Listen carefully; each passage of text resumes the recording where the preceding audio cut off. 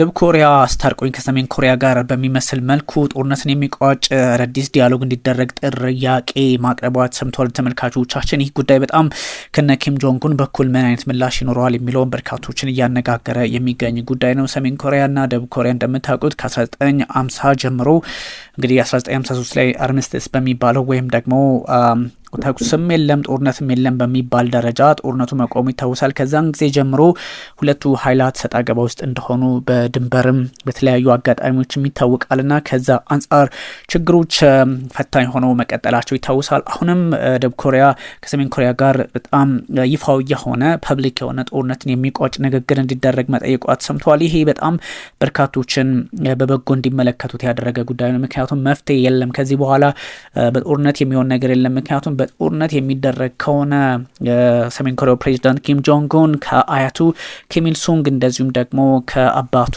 ኪም ጆንግ ኢል ያገኙትን የጦር መሳሪያ ስርዓት ጁሺ ርዕዮትን በመከተል አደገኛ የሆነ ጥቃት ወደ ደቡብ ኮሪያ ይሰነዝራሉ በሚል ስጋት እንደሆነ በይፋ ተቀምጧል። ሴኡልና ፒዮንግያንግ አንድ ግዛት የነበሩ አንድ ላይ የኖሩ ወይም ደግሞ በአንድ ሀገር ስርዓት ውስጥ የነበሩ አሁን ባለው ሁኔታ ግን የተለያዩ ሆነው ተቀምጧል። ስለዚህ በእነዚህ ሀገራት መካከል ያለውን ውጥረት በተለየ አቅጣጫ የሚያይ የፖለቲካ መንገድ ሊያስፈልግ ይችላል። ስለዚህ እርቅ ፈልጋለሁ ብላለች ደቡብ ኮሪያ። በርካቶች በበጎ የተመለከቱት ጉዳይ ሆኗል።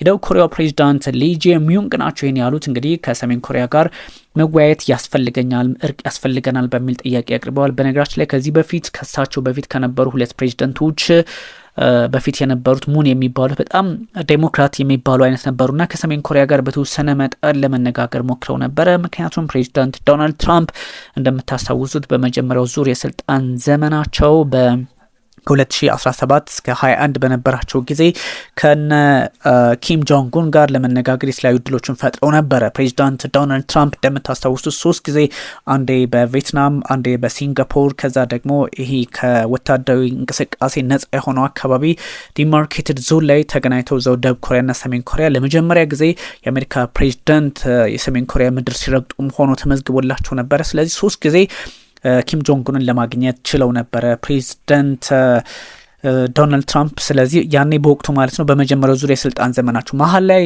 ፕሬዚዳንት ጆ ባይደን ባይመጡ ኖሮ ትንሽ አስቸጋሪ አይሆንም ነበረ። ምክንያቱም ፕሬዚዳንት ጆ ባይደን ሲመጡ ነገሮች መልካቸውን ቀየሩና ዴሞክራቶቹ ለሰሜን ኮሪያ ያላቸው አመለካከት የተለየ አደገኛ ስለሆነ ከዛ አንጻር ውጥረቶች መልካቸውን እየቀየሩ ሄዱ ነው እየተባለ የሚገኘው። ምናልባት ፕሬዚዳንት ዶናልድ ትራምፕ በጊዜው በጎ አጋጣሚን ፈጥረው ቢሆኑ ኖሮ ወይም እሳቸው እንደሄዱበት ርቀት ባይደንም የተወሰነ እርምጃ ተከትለው ቢሆን ኖሮ የአሜሪካና የሰሜን ኮሪያ ጉዳይ መቋጫ ይገኝለት ነበር ተብሎ ይታሰባል። ግን ወይም ደግሞ ትራምፕ ቀጥለው ቢሆን ኖሮ በዛው በጎ አጋጣሚ ተፈጥረው መልካም የሆነ ግንኙነት ይፈጠር ነበር የሚሉ የፖለቲካ ተንታኞችም አሉ። በሌላ በኩል ደግሞ ትራምፕ ገና ወደ መጨረሻው እያሉ ከሰሜን ኮሪያ ጋር ተቀያይመው ነበረ። ከ2019 በኋላ 2020 ላይ አካባቢ ተጋጭተው ነበር የሚሉም አሉ። ዞሮ ዞሮ ፕሬዚዳንት ዶናልድ ትራምፕ ጥሩ አጋጣሚ ፈጥረው ነበረ። አሁን ደግሞ ሊ ጄሚዩንግ የደቡብ ኮሪያው ፕሬዚዳንት በዚህ ልክ ሀሳብ ማጋራታቸው እንግዲህ ምናልባትም የፒዮንግያንግና ሲያኦልን ግንኙነት የዋሽንግተንን ግንኙነት መልካም ሊያደርገው ይችላል ተብሎ ይታሰባል።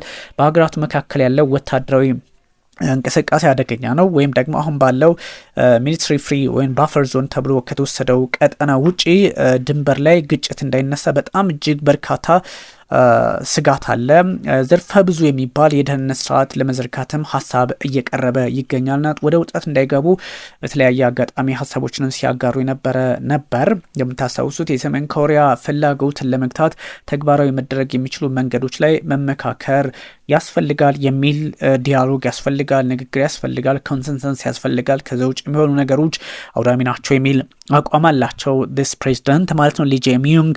ሰው እነዚህ ነገሮች ምናልባትም የሰሜን ኮሪያና የደቡብ ኮሪያን ጉዳይ መፍትሄ ያመጣሉ ተብሎ ይታሰባል። ሰሜን ኮሪያ ኒውክሌር ያላቸው ወይም ደግሞ ዋርሄድ አቅም ያላቸው መሸከም የሚችሉ ባሊስቲክ ሚሳይሎች አሏት። ከዚህ በፊትም ደግሞ በተደጋጋሚ በአንድ ሳምንት 2 ባሊስቲክ ሚሳይሎችን ወደ ጃፓን ባህር ወይም ምስራቅ ባህር እየተባለ ወደሚጠራው ማድረጓ ይታወሳል። እንግዲህ ደቡብ ኮሪያና ጃፓን ላይ ከፍተኛ የሆነ ስጋት እየፈጠረች የምትገኝ ሀገር ሆናለች። ምክንያቱም ጃፓንና ደቡብ ኮሪያ አንድ ላይ ሆነው ከአሜሪካ ጋር የተለያዩ ጊዜ ወታደራዊ ጦር ልምምድ ለማድረግ ይሞክራሉና እሱ ምናልባትም ሰሜን ኮሪያ መልእክት ለመስደድ የምታደርገው ጥረት እንደሆነ በተደጋጋሚ ይነገራል። ስለዚህ ሰሜን ኮሪያ በዛ ልክ ደግሞ የምታደርጋቸው ጥረቶችና የምታደርጋቸው የፖለቲካ እርምጃዎች ወታደራዊ ናቸው። በአብዛኞቹ ለጃፓንና ደቡብ ኮሪያ ስጋት ሆነዋል። እንደምታውቁት ደቡብ ኮሪያ እንግዲህ ከአሜሪካ ጋራ ከሰኞ ጀምሮ ለ11 ቀናት የሚቆይ ወታደራዊ የጦር ልምምድ ታደርጋለችና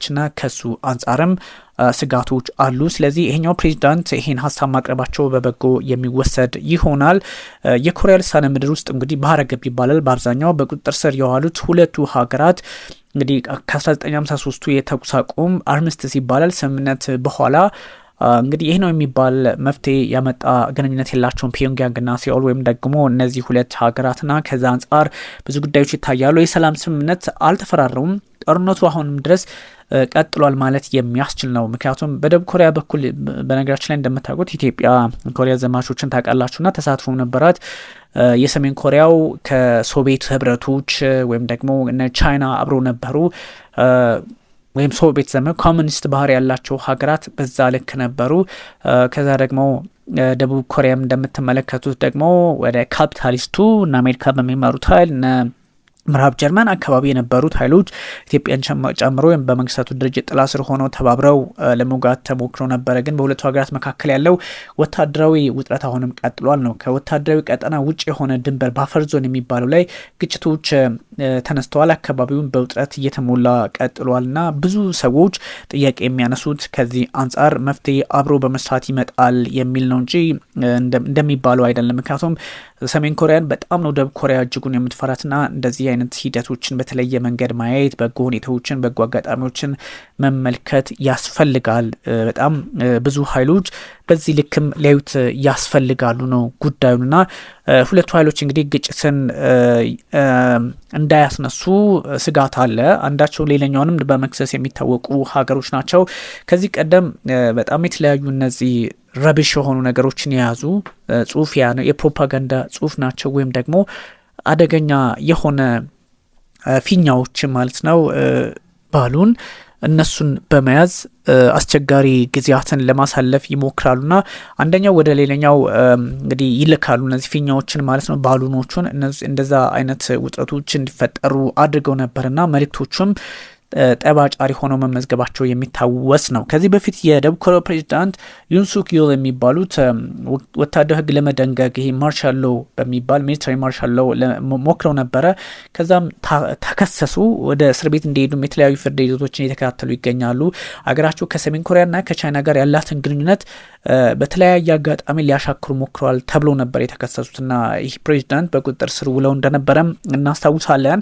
ስለዚህ ሰሜን ኮሪያና ደቡብ ኮሪያ ያላቸውን ግንኙነት እነዚህ ሰዎች በተለየ መንገድ ለማየት የሚሞክሩበትን እድል ፈጥረዋል እና አንዳንድ የፖለቲካ መንገዶችን በዚህ ልክ የሚታዩ ቢሆንም እንግዲህ አዲሱ ፕሬዚዳንት ደግሞ በኮሪያ ልሳነ ምድር ያለውን ከጃፓን ነጻ የወጡበትን ቀን አስመልክተው ንግግር ሲያደርጉ አንዳችን ሌላኛችን ላይ ትሬት መሆናችን፣ ስጋት መሆናችን፣ ማስፈራራታችን እናቁም፣ በጣም ይሄ ረዥም ጊዜ የፈጀውን ውጥረት ፕሮሎንግድ የሆነውን ውጥረት ጦርነቱን እናቁመው በሚል ሀሳብ ወይም ደግሞ ጥሪ አቅርቧልና ይሄ በጎ ነው በነገራችን ላይ።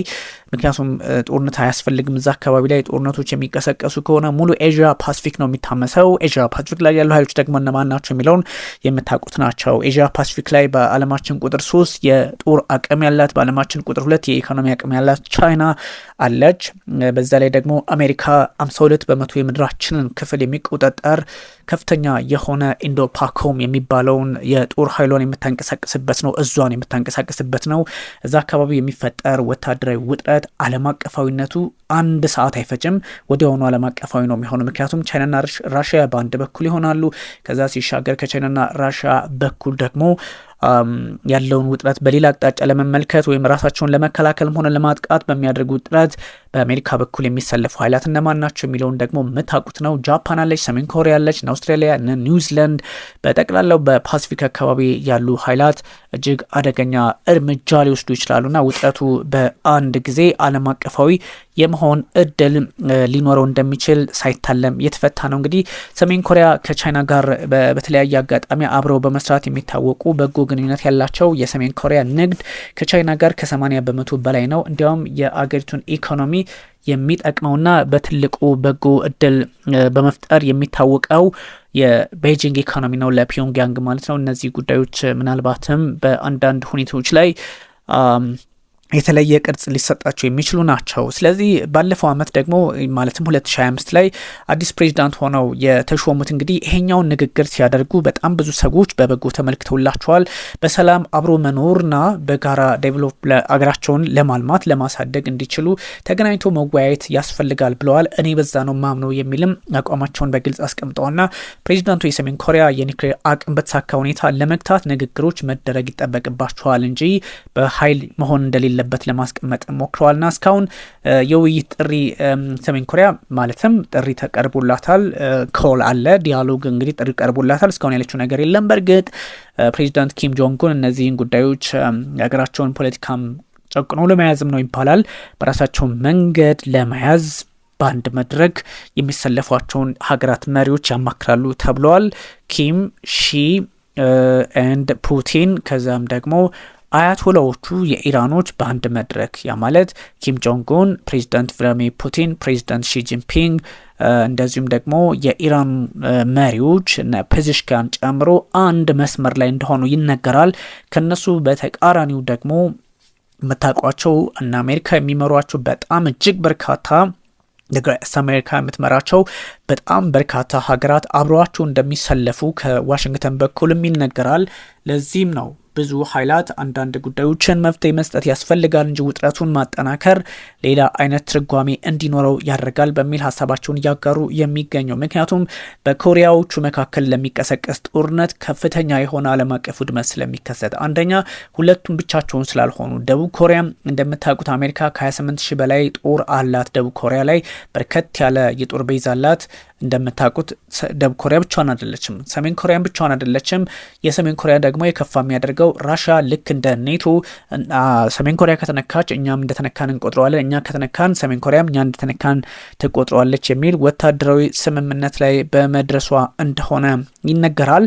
ስለዚህ እነዚህ ሁኔታዎችን በተለየ ማየት ያስፈልጋል። ብዙ ኃይላት ብዙ ሀገራት ይሄን ውጥረት ቀለል አድርጋችሁ እንዳትመለከቱ መፍትሄ ያስፈልጋል ይላሉ። አሜሪካን ብትሆን ይህን ጉዳይ በበጎ ትመለከተዋለች። ምክንያቱም ሰሜን ኮሪያ እንደምታውቁት እስከ 15,000 ኪሎ ሜትሮች የሚጓዙ ባሊስቲክ ሚሳኤል ህዋሶንግ 16 እና 18 አሉ። እነዚህ አይሲቢኤሞች ኢንተርኮንቲኔንታል ባሊስቲክ ሚሳኤል አሜሪካ ሙሉ መድረስ የሚችሉ ሌሎች ዓለማትም ላይ የሚደርሱ ናቸው። እሱ አለ።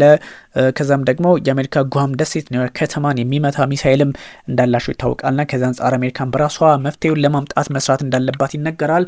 እንግዲህ እንዲህ አይነት ውጥረቶች ብዙ ጊዜ አደገኛ ሊሆኑ ቢችሉም ለመፍትሄ የሚሰሩ ኃይላት ቁጥር ከጊዜ ወደ ጊዜ የጨመረ መምጣት አለበት ተብሎም ይወሰዳል።